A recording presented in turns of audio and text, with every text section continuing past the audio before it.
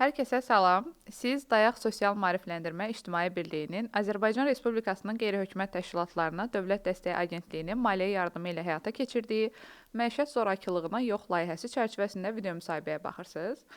Qonağımız Azərbaycan Vəkillər Kollegiyasının üzvü Ziniyyət Ağamalıyevadır. Ziniyyət xanımla məişət zorakılığı, hüquqi müdafiə mexanizmləri ətrafında söhbət edəcəyik. Xoş gəlmisiniz Ziniyyət xanım. Xoş gördük. Ziniyyət xanım, ondan başlayaq ki, Azərbaycanda məişət zorakılığı anlayışı qanunvericilikdə necə müəyyən edilir? Ümumiyyətlə ilk növbədə bu aktual mövzunu bir daha işıqlandırdığınıza görə, diqqətə saxladığınıza görə sizə minnətdarlığımı bildirirəm. Məişət zorakılığı nəinki günümüzün, mən düşünürəm ki, hətta dövrümüzün ən aktual problemlərindən biri olaraq qalmaqdadır. Məişət zorakılığı nədir? Məişət zorakılığı haqqında qanunun 1-ci maddəsinə əsasən məişət zorakılığı qohumluq münasibətlərindən və birgə yaşayan yaxud da əvvəllər birgə yaşamış şəxslərdən birinin digərinə qəsdən fiziki və ya mənəvi zərər yetirməsidir.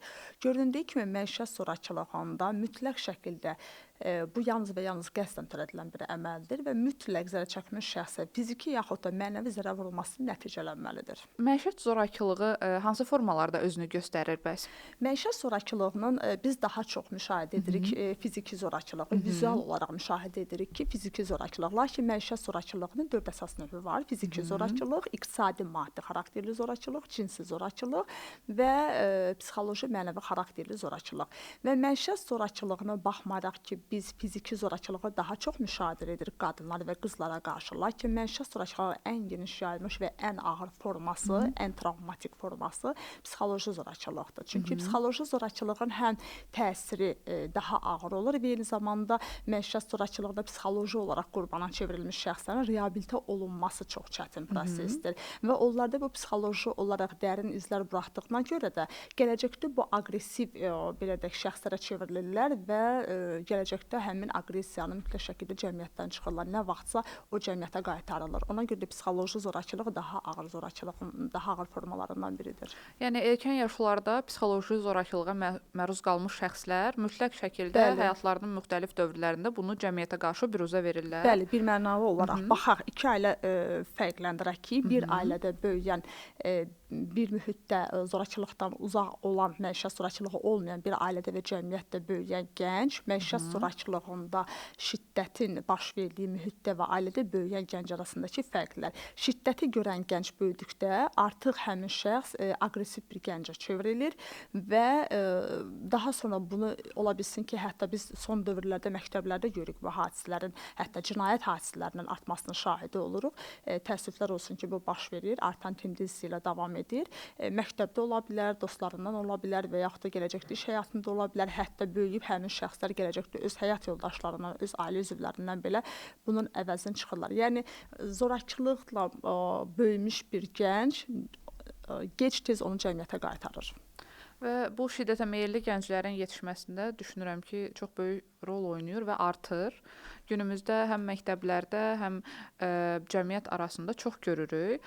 Xüsusilə məktəblərdə siz vurğuladınız, gənclərin bu qədər şiddətə meylli olması, hətta silahlı belə insidentləri yaşanması bu mövzunun nə qədər əhəmiyyətli olduğunu bir daha bizə göstərmiş olur. Bəli, ona görə də mən düşünürəm ki, bu hissədə maarifləndirmə tədbirləri gücləndirilməlidir. Maarifləndirmə tədbirləri başlamalıdır ilk növbədə məktəblərdən və bölgələrimizdən və mən hesab edirəm ki, bu maarifləndirmə tədbirləri daha çox kişilər arasında, oğlanlar arasında, iki-cinsi nümayəndələr arasında keçirilməlidir. Düzdür, məişət zorakılığının qurbanlarının cins fərqi yoxdur. Həm qızlar, oğlanlar, kişilər, qadınlar zorakılığın qurbanı ola bilirlər. Amma BMT-nin statistikasına görə dünyada hər 3 qadından biri zorakılığın qurbanı olur və bu deməkdir ki, həqiqətən də təkcə ölkəmizdə deyil, bütün dünyada zorakılığın əsas qurbanları qadınlardır. Və mən buna məruz qoyan şəxslər isə, yəni bu aqressorlar, zorakılığı törədən şəxslər isə əks-cinsi nümayəndələrdir, kişilərdir və mən düşünürəm ki, bu maarifləndirmə tədbirləri elə məktəbdə olanlar arasında və kişilər arasında keçirilməlidir. Hər bir bölgələrimizdə biz bilirik ki, gənclər mərkəzləri var. Bəli. Və həmin mərkəzlərdə yerli icra hakimiyyəti orqanlarına təşkilatçılığı ilə həmin rayonun sakinləri arasında maarifləndirmə tədbirləri keçirilməlidir, nümunəvi ailələr təqdim olunmalıdır. Düşünürəm ki, məişət zorakılıqla mübarizədə biz qanunvericiliklə yanaşı düşüncəmizi dəyişməliyik və yalnız bu halda effektiv nəticə əldə edə bilərik. Və məktəblərdə sizlə razıyam. Hətta düşünürəm ki, məktəb vaxtlarında yeniyetmə olan gənclər, onların o çağlarında bu mövzu ilə bağlı maarifləndirilməsi, həmçinin ailələrinin də buna dəstək olması çox böyük təsir göstərər onların şiddətə meylli olaraq böyüməməsinə, nəinki məişət zorakılığı. Bəs qanunvericilikdə hansı şəxslər məişət zorakılığının qurbanı hesab olunur? Məişət zorakılığının qurbanı əlbəttə ki, bu məişət zorakılığına məruz qalmış şəxslərdir. Qeyd etdiyim kimi bunlar daha çox qadınlar və qızlardır, amma eyni zamanda qadınlar və qızlar, qadınlar və uşaqlar desək daha doğru səslənər. Həm qızlar, həm oğlanlar məişət zorakılığının qurbanıdır və eyni zamanda biz son dövrlərdə kişilərin də məişət zorakılığı qurbanının artması hallarını müşahidə edirik və xüsusən də son dövrlər nikahın pozulması hallarının artmasında kişilərə qarşı qadınların manipulyattiv davranması və uşaq vasitəsilə manipulyasiya edilməsi və bu da kişilərdə psixoloji zorakılığa məruz qalır, mənəvi xarakterli zorakılıqla müşahidə olunur və məişət zorakılığının qurbanlarında cins fərqi olmadan istənilən yaş kateqoriyasında və istənilən şəxslər bu zorakılığın qurbanı ola bilirlər. Bəs Zinət xanım, məişət zorakılığına məruz qalmış şəxs və onun bu mövzuda heç bir məlumatı yoxdursa, o ilk növbədə necə bir addım atmalıdır? Hansı addımı atmalıdır? Bəli, əsas məsələ budur. Məişət zorakılığının qurbanı öz müdafiə üsullarını bəlkə də bilir, qanunvericilikdə nəzərdə tutulmuş hüquqlarından xəbərdardır, amma onu necə realizə edə bilər, necə həyata keçirə bilər, bunu bilmir. İlk növbədə məişət zorakılığına məruz qalmış şəxs təsəvvür edək ki, evdə yaxın qohumlar arasında, yəni məişət zorakılığı yaxın insanlar arasında baş verir. Qurban ilk növbədə o təhlükəsiz şəraitdən uzaqlaşmağa çalışmalıdır. Maksimum dərəcədə o təhlükəsiz şəraitdən uzaqlaşmağa çalışmalıdır ki, daha ağır nəticələrlə, daha ağır faciələrlə nəticələnməsin. Və daha sonra Daxili İşlər Nazirliyinin 102 qaynar xidmətinə müraciət etməlidir. Eyni zamanda mən hər dəfə deyirəm ki, bizə çox olur belə müraciətlər.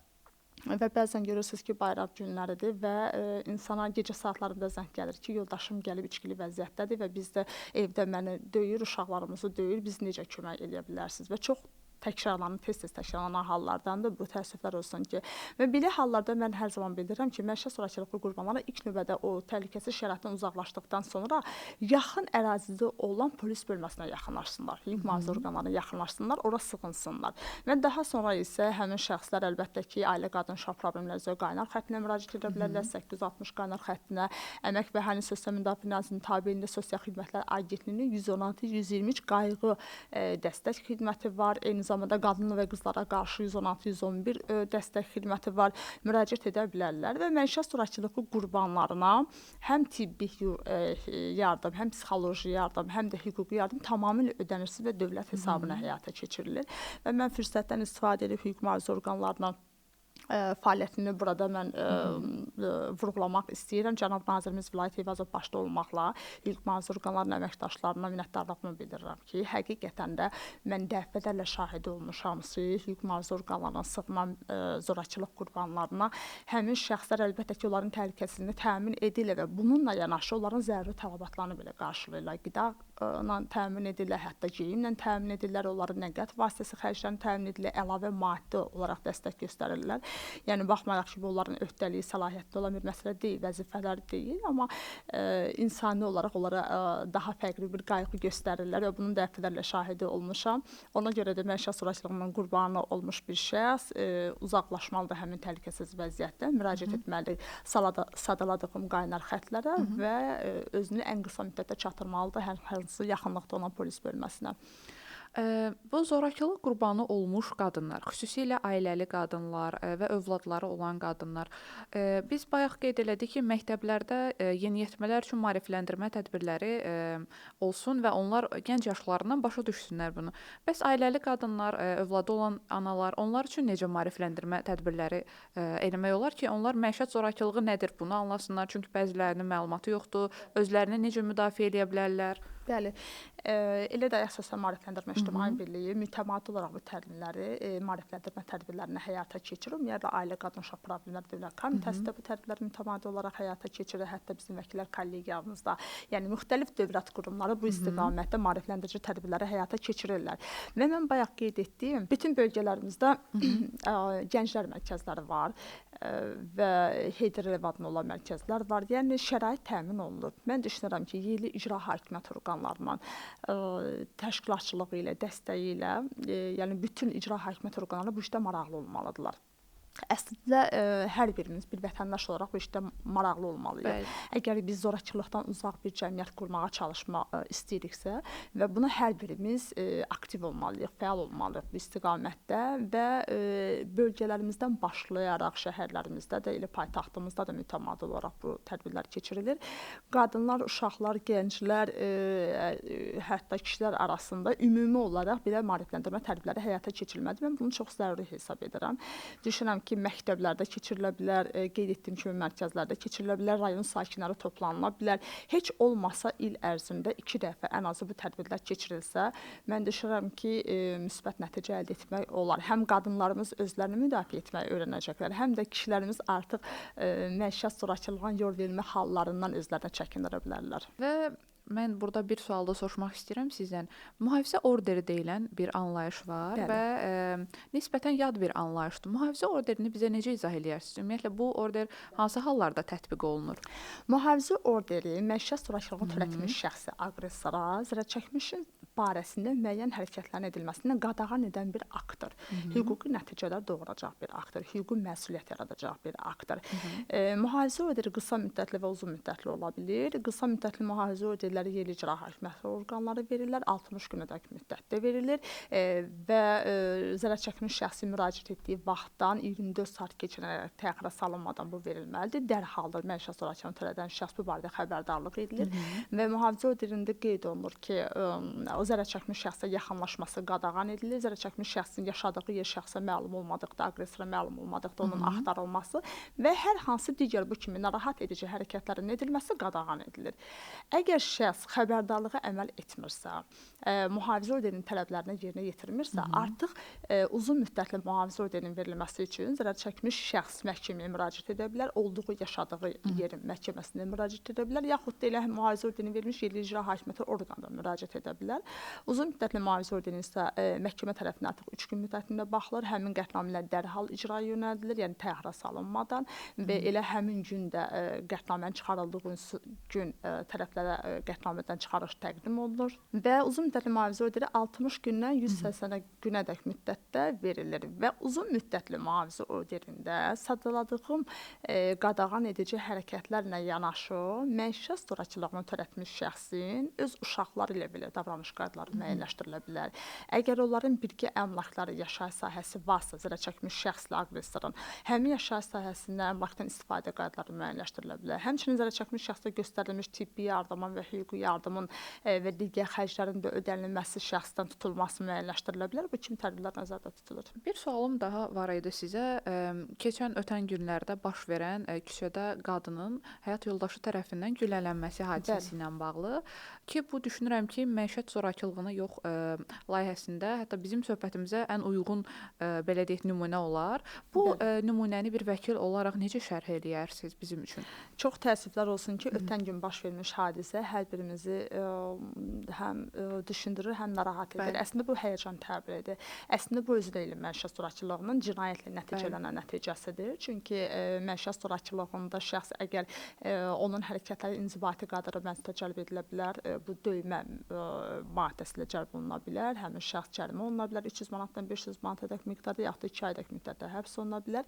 Və eyni zamanda əgər şəxsin əməllərində qəsdən sağlamlığa azalır, ağır yüngül zərər vurma varsa, artıq cinayət qaydasında məsuliyyətə cəlb edilir və həbs oluna bilər. Və təəssüflər olsun ki, ötən gün baş verən bu hadisədə hətta şəxsin həyatına qəsd edilib, həyatdan məhrum etməsi nəticələnən qətl hadisəsidir.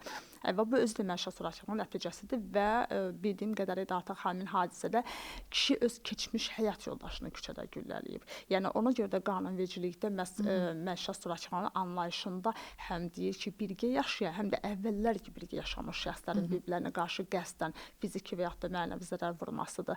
Yəni bunun özü də məişət zorakılığıdır və qeyd etdiyimiz kimi məişət zorakılığı zaman keçdikcə o şiddət, o zorakılıq görmüş şəxslər yenidən zaman keçib onu cəmiyyətə qaytarırlar. Dostlarından ola bilər, məktəb yoldaşlarından ola bilər, iş yoldaşlarından ola bilər və yaxud da öz həyat yoldaşlarına, hətta övladlarına belə qaytarıla bilər. Məişət zorakılığına məruz qalmış şəxslər haqqında danışdıq. Bəs onu törədən şəxs hansı hüquqi məsuliyyətə məruz qalır və ya ona hansı hüquqi məsuliyyət gözləyir? Məişət zorakılığını törətmiş şəxs qeyd etdiyim kimi həm inzibati qaydada məsuliyyətə cəlb edilə bilər, həm də əgər şəxsin sağlamlığına yetirilmiş xəsarət, zərər çəkmişə vurulmuş xəsarətin dərəcəsi az ağır, ağır və yaxud da yüngül qiymətləndirilirsə, bu halda o cinayət məsuliyyətinə cəlb edilə bilər. Biraz da uşaqlara qarşı olan zorakılıqlardan danışmaq istərdim sizlə. Uşaqların zorakılığa şahid olmasına tez-tez qarşılaşırıq. Xüsusən də biz bu hadisələri bir müddət çox gördük. Ata övladlarının gözü qarşısında ya ananı qətlə yetirirdi və ya ona şiddət göstərirdi və düşünürəm ki, bu onda, yəni o uşaqlarda böyük travmaya səbəb olur və nə vaxtsa o uşaq bu travmanın nəticəsini cəmiyyətə qaytarır. Biz bunun haqqında danışdıq. Bəs hüquqi baxımdan bu proses necə qiymətləndirir? Uşaqların bu zorakılığa şahid olması prosesi. Əslində uşağın zorakılığa şahidlik etməsi dolayısıyla uşağın özünün də psixoloji zorakılığa məruz qalmasıdır. Baxın, aqressor bir hərəkətlə həm bilavasitə zərər çəkmiş şəxsə, kişi öz həyat yoldaşına şiddət göstərir, fiziki zorakılıq tətbiq edir. Bu həm bilavasitə zərər çəkmiş qurbana çevrilir və eyni zamanda bir hərəkətlə o ikinci şəxsi qurbana çevrilir, öz uşağına qurbana çevrilir. Yəni uşağa psixoloji zorakılıq göstərilir və biz hətta təcrübədə qarşılaşmışıq ki, nəinki fiziki zorakılıq, hətta uşağın gözlərinin qarşısında öz həyat yoldaşına cinsi zorakılıq tətbiq edən kişilər də olub. Yəni artıq bu uşaqlarda çox ağır, dərin travmatik bir nəticələrə gətirib çıxarır. Yəni aqressor bir hərəkətlə həm qadına, həyat yoldaşına, həm də uşaqlara zorakılığa məruz qoyur. Və bu zaman məişət zorakılığına yol verdiyinə görə həmin şəxslər Azərbaycan Respublikasının Ali qanunvericiliyinə əsasən valideynlik hüquqlarından da məhrum edilə bilər. Həm uşağa qarşı zorakılıq kimi qiymətləndirilir, bu eyni zamanda qadına qarşı da zorakılıq kimi qiymətləndirilə bilir ki, xəsarət yetirə bilər, cinayət törədə bilər qeyd etdiyimiz kimi. Bu hallarda həmin aqressorlar hətta valideynlik hüquqlarından məhrum edilə bilər. Uşaqlarda da qeyd etdiyim kimi artıq onlar da zorakılığın qurbanı kimi qiymətləndirilirlər. Biz bunun hüquqi tərəfini artıq danışırıq, bilirik müəyyən qədər, amma bir o qədər də psixoloji tərəfi var və təəssüf ki, hüquqi tərəfinin çarəsi varsa da psixoloji tərəfinin çarəsi var, amma o qədər də tez əldə etmək olmur. Uşaqlar psixoloji, belə deyək, zorakılığa məruz qalırlar həmçinin. Bundan bağlı necə tədbirlər görülür? Biz hüquqi tərəfini danışdıq. Bəs onların bu travmaları aşması üçün, xüsusilə çox kiçik yaşda uşaqlar belə hadisələrə şahid olurlar. Bundan bağlı hansı tədbirlər görülür? Təəssüflər olsun ki, əslində bununla bağlı məktəblərdə maarifləndirmə tədbirləri aparılır, amma təəssüf edici məqam bundan ibarətdir ki, bəzən buna çox ciddi yanaşmırıq. Hər bir məktəblərdə psixoloqlar təyin edilir və mən məktəb psixoloqlarına söhbətdə tez-tez bu barədə müzakirələr edirəm uşaqların vəziyyəti ilə bağlı və həmin psixoloqlar bildirirlər ki, o uşaqlar gəliblər, sinifdə özünə qapanan uşaqlar var və yaxud da ki, deyirlər çətin tərbiyə olunan uşaqlardır. Həmin uşaqların hər birisi ilə psixoloji söhbət aparıldıqda və müəyyən olunur ki, bunun kökündə elə məişət zorakılığıdır və uşaq evdə, ailədə davamlı olaraq şiddət, zorakılıq gördükdə, ola bilsin ki, fiziki zorakılıq görmür. Sadəcə olaraq o görür ki, daim evdə ata-anaya qarşı psixoloji zorakılığa məruz qoyur. Buna psixologiyada hətta gaslight deyirlər. Yəni psixoloji olaraq davamlı olaraq onu aşağılayır və bu da uşağa təsir göstərir və düzdür, məktəblərdə psixoloqlar bu uşaqlarla məşğul olurlar, amma arzu olunandır ki, həmin uşaqlarla daha ciddi formada bir reabilitasiya mərkəzləri yaradılsın, onlar daha ciddi şəkildə psixoloji konsultasiyalara cəlb edilsinlər ki, gələcəkdə biz cəmiyyətə sağlam zehniyyətdə olan, sağlam düşüncədə olan uşaqlar bəxş edə bilək. Və olur bəzən biz bunun da şahidi olmuşuq, hətta məktəblərdə daha çox görürük bunu ki, psixoloqlar bəzən danışır bu haqqda. Evdə valideynlər arasında müəyyən zorakılıq olur. Ata-anaya şiddət göstərir və ana bunun acığını övladından çıxır və o da həmin şiddəti övladına göstərir. Belə halda da məsələn uşaqlar onlar kiçik yaşdadılar və onlar bu zorakılığa qarşı necə mübarizə aparacaqlarını bilmirlər.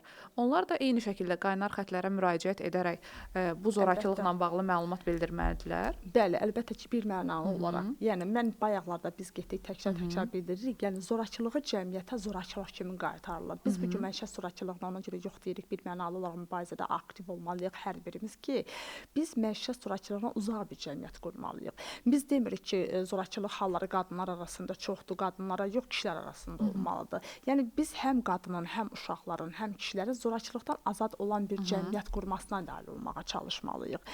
Və ona görə də ananın gücü övlada çatır.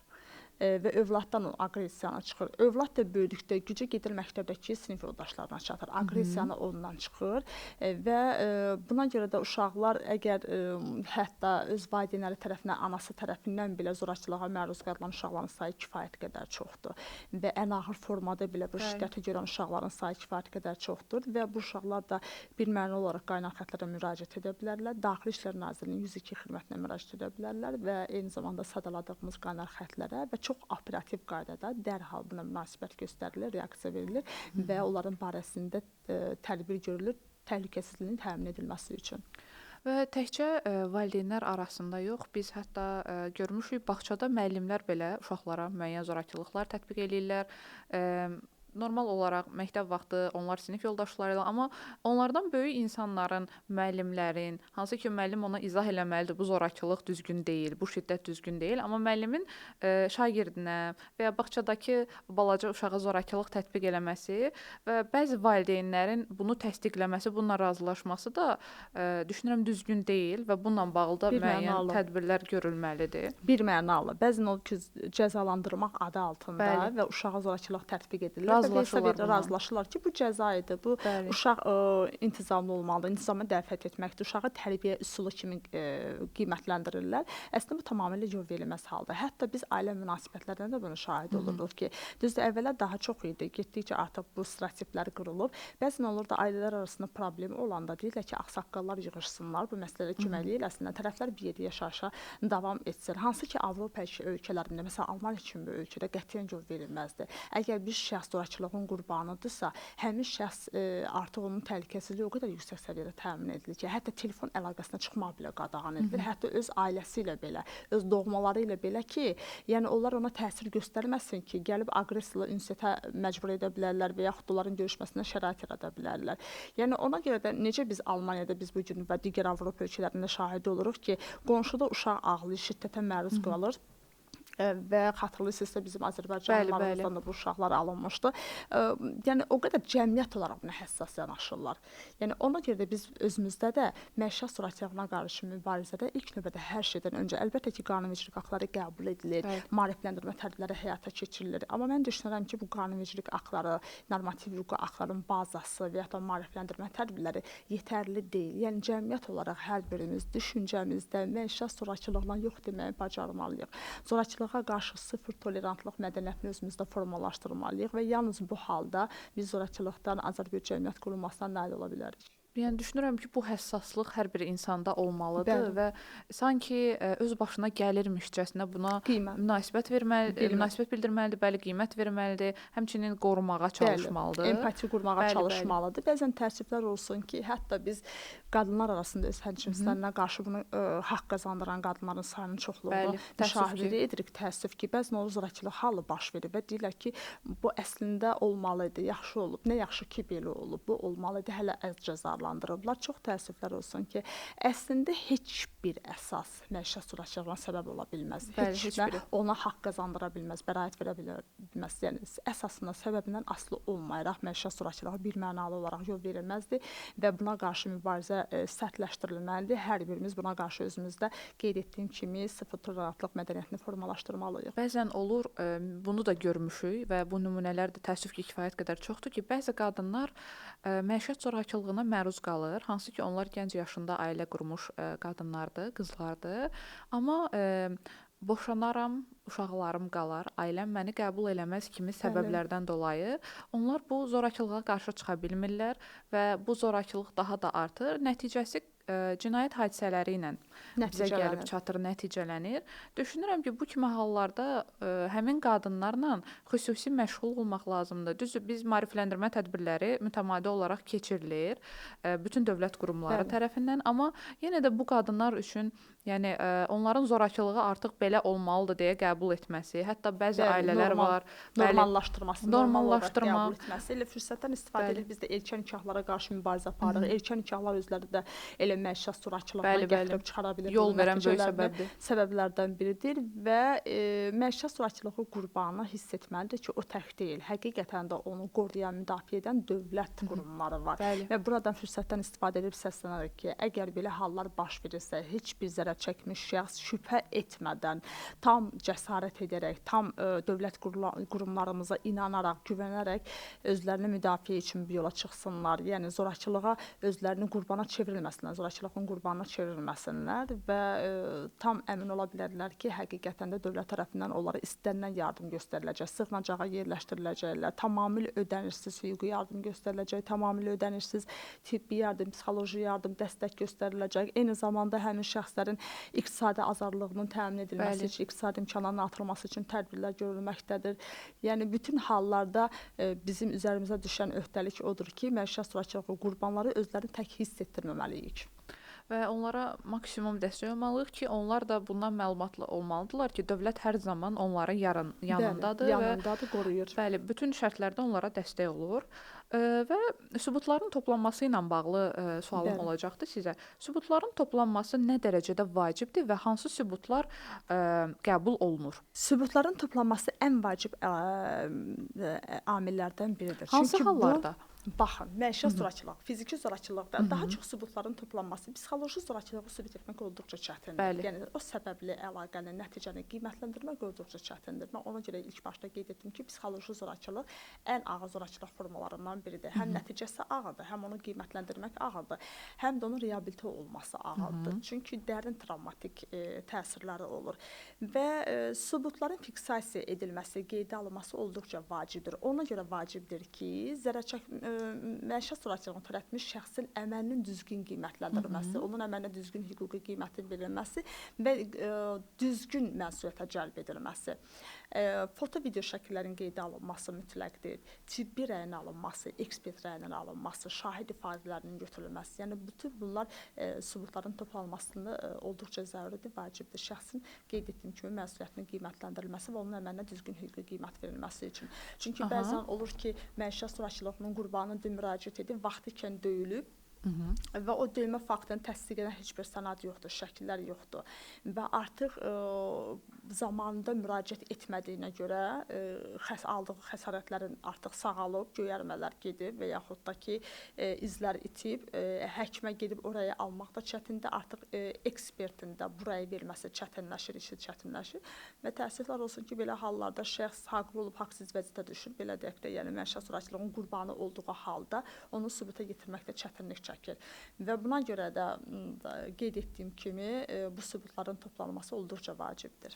Zamanında, yəni təxirə salmadan, əgər məişət zorakılığı baş verilibsə, şəxs elə həmin anda sübutların toplanmasını, yəni həmin hadisədə özünü itirməməlidir. Çalışmalıdır maksimum sübutları toplamaq, video foto şəkilləri fiksasiya etmək, qeydə almaq, şahidlərin ifadələrini toplamaq və yaxud da yəni özündə olan bir WhatsApp yazışmaları varsa, yəni istənilən halda bütün imkanı çatdığı qədər sübutları toplamalıdır hüquq mühafizə orqanlarına gələcəkdə təqdim etmək üçün.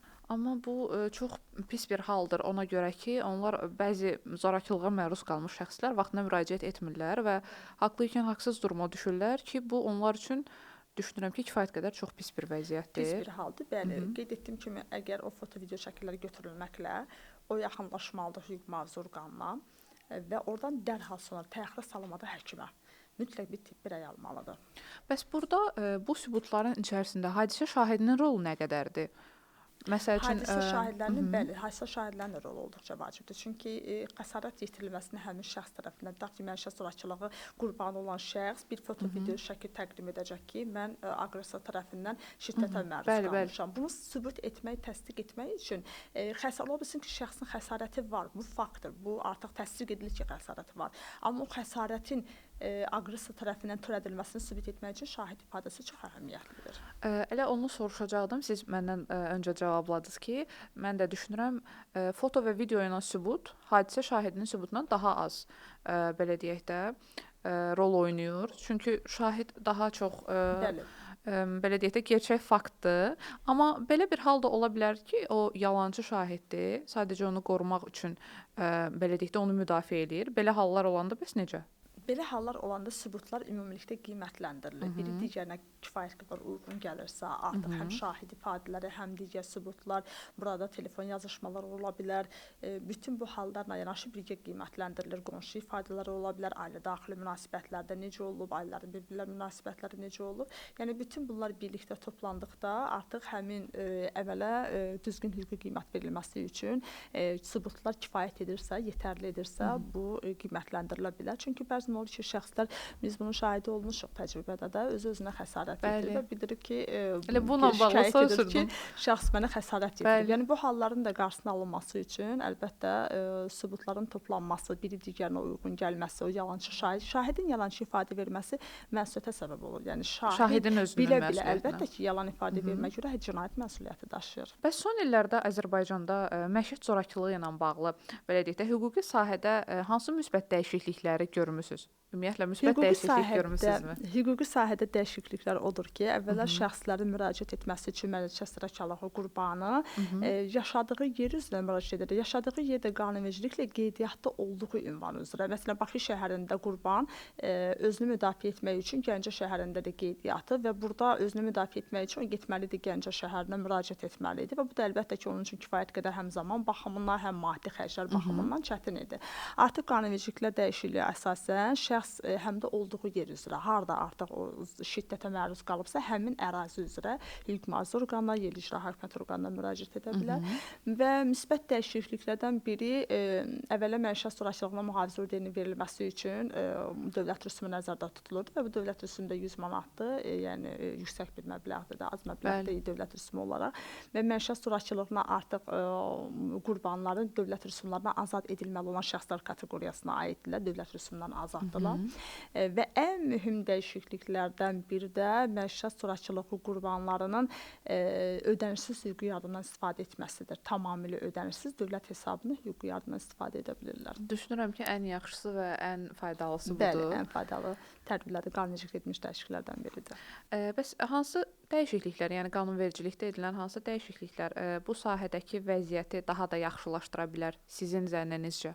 Mən düşünürəm ki, qanunvericilikdə edilən dəyişikliklər ilk növbədə cinayət qanunvericiliyində məişət zorakılığı ilə bağlı ayrıca bir maddə yoxdur. Mən düşünürəm ki, zərər çəkmiş şəxslərin müdafiəsi üçün, daha doğrusu məişət zorakılığına qarşı mübarizə üçün cinayət qanunvericiliyində məişət zorakılığı ilə bağlı ayrıca bir maddə nəzərdə tutulmalıdır ki, məişət zorakılığını törədən şəxslər cinayət məsuliyyəti daşıdığını nəzərə almadılar ki, bundan maksimum əməllərdən çəkinsinlər. Daha bir qanunvericiliyə dəyişiklik mən hesab edirəm ki, elektron nəzarət vasitələridir. Bizim bildiyimiz elektron bilərziklərin tətbiq edilməsidir. Mühafizə orderi tətbiq edilən şəxsə elektron nəzarət vasitəsi, elektron bilərzik tətbiq edilməlidir ki, o nəzarətdə saxlanıla bilsin. Çünki düşünək ki, mühafizə orderi verilib, xəbərdarlıq edilib bir şəxs, aqressor və ona deyirlər ki, bu xanıma sən yaxınlaşmamalısan. Amma onu pozur. Yəni ona əhəmiyyət verməyə bilər və yaxud da biz ona nəzarət edə bilmirik ki, o bizim xəbərdarlığımızdan sonra həqiqətən gedib xanıma yaxınlaşmır, narahat etmir, yoxsa bu hərəkətlərinə davam etdirir. Ona görə düşünürəm, elektron nəzarət vasitəsinin tətbiqi qanunvericiliyə tətbiq edilsə, nəzərdə tutulsa çox müsbət nəticəsi olar və eyni zamanda reabilitasiya mərkəzlərinin artırılmasıdır, iqtisadi imkanların, məişət zorakılığı qurbanları üçün iqtisadi imkanların artırılması üçün tədbirlərin görülməsidir və müvəqqəti sığınacaqların sayının artırılmasıdır. Hesab edirəm ki, bu tədbirlər də müsbət nəticə əldə edə bilər. Bəli. Və sonda sonda soruşmaq istəyirəm. Məişət zorakılığına yox layihəsi kimi maarifləndirmə tədbirləri, yəni bu tədbirlərin təşəbbüsləri cəmiyyətin belə deyək də cəmiyyətə təsirini necə qiymətləndirirsiniz? Bir vəkil olaraq bu sahədə belə deyək də müəyyən cinayətlər olsun, qətllər olsun, onları həll etmiş biri olaraq. Məişət zorakılığına yox demək layihəsi cəmiyyətimizdə mən bayaqlarda qeyd etdim. Yəni biz məişət zorakılığı ilə mübarizə aparmaq üçün hər birimiz düşüncəmizdə məişət zorakılığına yox deməyi bacarmalıyıq. Yox deməkdə fəal olmalıyıq. Yəni birmənalı olaraq məişət zorakılığına qarşı mübarizədə aktiv olmalıyıq və bu maarifləndirmə tədbirləri davamlı olmalıdır, sistematik olmalıdır, geniş şəkildə tətbiq edilməlidir. Kəndlərimizdən, bölgələrimizdən başlayaraq məktəblərdə, universitetlərdə, paytaxtda, digər rayon və şəhərlərimizdə də bu çox geniş şəkildə tətbiq edilməlidir və uşaqlardan başlayaraq yaş fərqi olmadan istənilən yaş kateqoriyasında olan şəxslər arasında hər iki cinsdən həm kişi və həm qadınlar, qızlar və oğlanlar arasında bu maarifləndirmə tədbirləri genişləndirilməlidir. Çünki məişət zorakılığına yox demək layihəsi çərçivəsində həyata keçirilən maarifləndirmə tədbirləri az da olsa bizə müsbət nəticə əldə etməyimizə biz onu müşahidə edirik ki, yəni təsirləri var. Və bu çox sevindirici haldır. Bəli. Bu cür tədbirlərdən mövzu sevindirici olmasa da, bu cür maarifləndirmə tədbirlərindən müsbət geri dönüş almaq. Bəli, müsbət düşüncədə olan gənclərimiz də var və biz mənfi nəticələri qeyd edirik. Bu gün məişət